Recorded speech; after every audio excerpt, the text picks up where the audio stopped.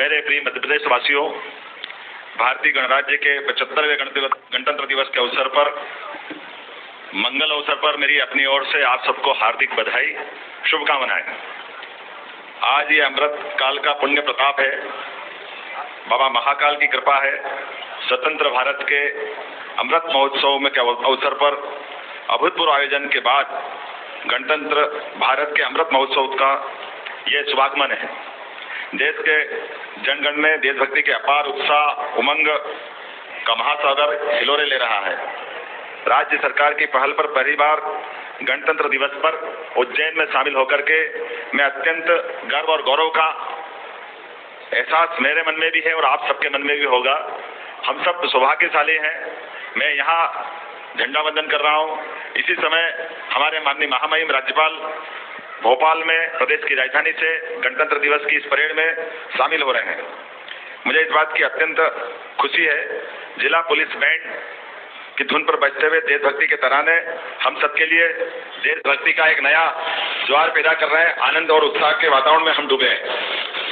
इस पावन अवसर पर मैं भारत की आजादी के लिए हंसते हंसते सूली चढ़ने वाले अमर शहीदों के चरणों में विनम्र श्रद्धांजलि अर्पित करता हूँ।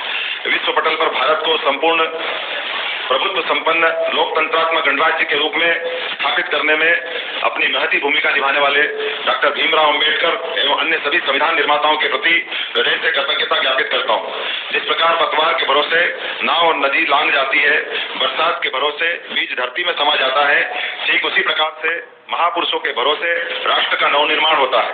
यह एक अद्भुत संयोग है। राष्ट्र पर्व के ठीक पहले राष्ट्र पर्व के एक महान प्रसंग ने अयोध्या में एक स्वर्णिम अध्याय रच दिया है। विश्व हृदय सम्राट हमारे यशस्वी प्रधानमंत्री आदरणीय श्रीमान नरेंद्र मोदी जी की गरिमा में उपस्थिति में नवनिर्मित श्री राम मंदिर में भगवान श्री राम की भव्य अति भव्य प्राण प्रतिष्ठा से भारत में राम राज्य की संकल्पना जीवंत और जयवंत हो गई है। रोम रोम में बसने वाले श्री राम के स्वागत में घर घर में दिवाली मनाई गई, मंदिर मंदिर में दीप जलाए गए, भजन कीर्तन किए गए। काल के केंद्र महाकाल की नगरी में उज्जैन से इस अवसर पर 5 लाख लड्डुओं का प्रसाद मध्य प्रदेश की मिठाई के रूप में अयोध्या भेजा गया। अयोध्या में श्री राम मंदिर में प्राण प्रतिष्ठा का पर्व पूरे प्रदेश में अध्यात्म और आस्था के उत्सव के रूप में मनाया गया। सभी जिलों में प्रभात फेरियां, कलश यात्राएं निकाली गई, विशेष स्वच्छता अभियान चलाए गए। श्री राम कथा सप्ताह में गायन, कथा वाचन, श्री रामचरित मानस पाठ प्रतियोगिता, भजन संध्या, नृत्य नाटिका, परिचर्चाओं का इत्यादि कई प्रकार से आयोजन किया गया।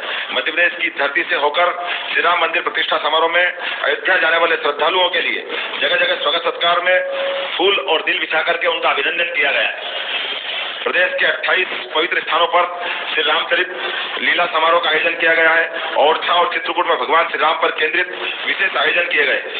भारत की सांस्कृतिक और आध्यात्मिक परंपरा के केंद्र श्री राम प्रभु के चरणों में विनयान्जलि के रूप में राज्य सरकार ने श्री राम वन पथगमन मार्ग को सभी धर्म स्थलों का विकास करते हुए चित्रकूट को विश्व स्तरीय धार्मिक पर्यटन का केंद्र बनाने का निर्णय लिया है। यहाँ प्रतिवर्ष रामायण के मेले भी आयोजित किए जाएंगे। इसी प्रकार ओरछा के श्री राम राजा परिसर में सरकार श्री राम राजा लोक के निर्माण के पुनीत कार्य को कर रही है। मुख्यमंत्री तीर्थ दर्शन योजना के माध्यम से उज्जैन सहित सभी धार्मिक स्थलों पर हवाई और रेल मार्ग से भगवान श्री राम के पावन दर्शन हेतु अयोध्या की यात्रा की जाएगी। प्रधानमंत्री श्री नरेंद्र मोदी जी की संकल्प शक्ति से 140 करोड़ भारतवासियों की सदियों की प्रतीक्षा समाप्त हुई है। एक नई आध्यात्मिक शक्ति का उदय हुआ है। भगवान श्री राम एक आदर्श पुत्र, एक आदर्श पिता, एक आदर्श जीवन साथी, एक आदर्श भ्राता, एक आदर्श योद्धा, एक आदर्श शासक थे। उनका मर्यादा पुरुषोत्तम स्वरूप युगों युगों तक हमें लोक कल्याण की प्रेरणा और ऊर्जा से भरता रहेगा। माननीय प्रधानमंत्री जी के नेतृत्व में भारत 21 सदी के ऐसे रोमांचक दौर में पहुंच रहा है जब सबका विकास, सबका साथ, लोकतंत्र का शरीर, राम राज्य लोकतंत्र की आत्मा बन गए। विकसित भारत संकल्प यात्रा 2047 तक भारत को विकसित देशों की श्रेणी में लाने के लिए मोदी जी की गारंटी की प्रतीक बनकर उभरी है। यह यात्रा मोदी जी के मन, प्रदेश के जन जन के बीच जीवन संवाद का माध्यम बनी है। मोदी जी की गारंटी वाली गाड़ी गांव गांव, नगरों नगरों तक पहुंची है। आज 26 जनवरी को इस यात्रा का समापन है और मुझे ये कहते हुए खुशी है, यात्रा के दौरान मध्य प्रदेश में 50 लाख से अधिक लोगों को लाभान्वित किया गया। यात्रा में संपूर्ण प्रदेश में 2 करोड़ से अधिक नागरिकों का उमंग उत्साह के साथ शामिल होना यह सिद्ध करता है कि एमपी के मन में मोदी जी है और मोदी जी के मन में एमपी। गणतंत्र दिवस के अवसर पर राज्य सरकार 161 बंदियों को जेल से रिहा करने जा रही है। आज का दिन इन सभी कैदियों, उनके परिवारजनों के जीवन में खुशियां और आशा से भरी जिंदगी की सुबह लेकर आया। माननीय प्रधानमंत्री जी के आह्वान पर दिनांक 10 से 15 जनवरी तक महिला सशक्तिकरण, युवा ऊर्जा पर केंद्रित मकर संक्रांति उत्सव मध्य प्रदेश में उमंग और उत्साह के साथ मनाया गया।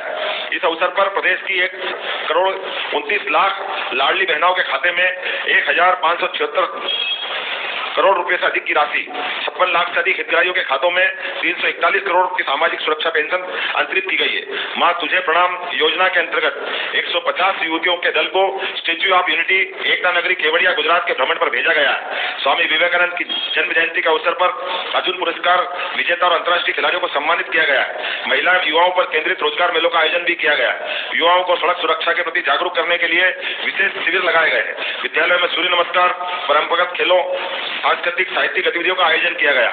वर्ष 2024 का प्रारंभ मध्य प्रदेश के लिए एक बड़ी उपलब्धि लेकर के आया है। यह निश्चय हर्ष और गर्व का विषय है। स्वच्छता सर्वेक्षण 2023 में देश के सबसे स्वच्छ शहरों का पुरस्कार पाकर इंदौर 7वां आसमान पार कर चुका है। साथ ही मध्य प्रदेश देश का दूसरा स्वच्छतम राज्य, भोपाल स्वच्छतम राजधानी बना है। प्रदेश के 7 शहर वाटर प्लस, 361 शहर ODF डबल प्लस, एक शहर 7 स्टार, एक 5 स्टार, 24 शहर 3 स्टार, 132 शहर 1 स्टार गार्बेज श्रेणी की में फ्री पुरस्कृत हुए हैं। इस उल्लेखनीय उपलब्धि के लिए जनता, जनप्रतिनिधियों, स्वच्छता मित्रों, स्थानीय निकायों को मैं हृदय से बधाई देता हूं। मुझे आप सबको ये बताते हुए प्रसन्नता हो रही है कि स्वच्छता ही नहीं बल्कि अनेक महत्वाकांक्षी योजनाओं जैसे कार्यक्रमों जैसे PM स्वनिधि योजना, प्रधानमंत्री ग्राम सड़क योजना, PM आवास योजना, कृषि अवसंरचना योजना, प्रधानमंत्री मातृ वंदना योजना, स्वामित्व योजना, नशा मुक्त भारत अभियान, आयुष्मान भारत योजना, मछुआ क्रेडिट कार्ड योजना के साथ कौशल विकास, रोजगार एक स्वर्णिम त्रिभुज बनाते हैं। प्रधानमंत्री विश्वकर्मा कौशल सम्मान योजना के माध्यम से बढ़ई, कुम्हार, लोहार, राजमिस्त्री, सुनार, मूर्तिकार आदि कारीगरों को प्रशिक्षण, प्रौद्योगिकी एवं प्रोत्साहन का लाभ मिलने लगा है।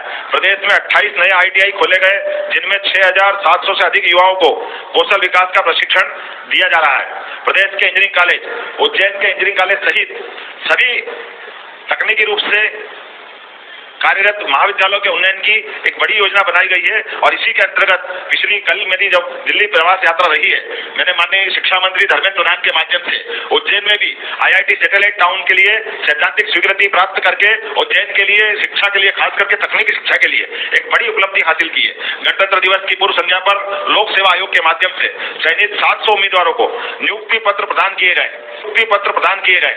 माननीय मित्रों, ये आपको जानकारी देना चाहूंगा कि जिनको हमने नियुक्ति पत्र दिए हैं, आमतौर पर इनका पुलिस वेरिफिकेशन, उनके अलग अलग प्रकार की जांच, ऐसे सारे लोगों के लिए हमारी परंपरा थी कि उनको 4 से 6 महीने का समय लगता था। इस पूरी व्यवस्था को बदलते हुए एक बार एक दिन में एक साथ 700 लोगों को नियुक्ति देने का राज्य सरकार का एक तरह से नवाचार भी है और सुशासन की दिशा में उठाया गया ठोस कदम भी है। कर्मचारी चयन मंडल के माध्यम से लगभग 28,000 पदों के लिए आयोजित भर्ती परीक्षाओं के परिणाम भी शीघ्र घोषित कर उन्हें नियुक्ति पत्र प्रदान करने के लिए सरकार गंभीर है और बहुत जल्दी इसमें ठोस कदम उठाए जाएंगे। रोजगार मेलों के माध्यम से 90,000 ग्रामीण युवाओं को रोजगार प्रदान करने का भी निर्णय हमने किया है।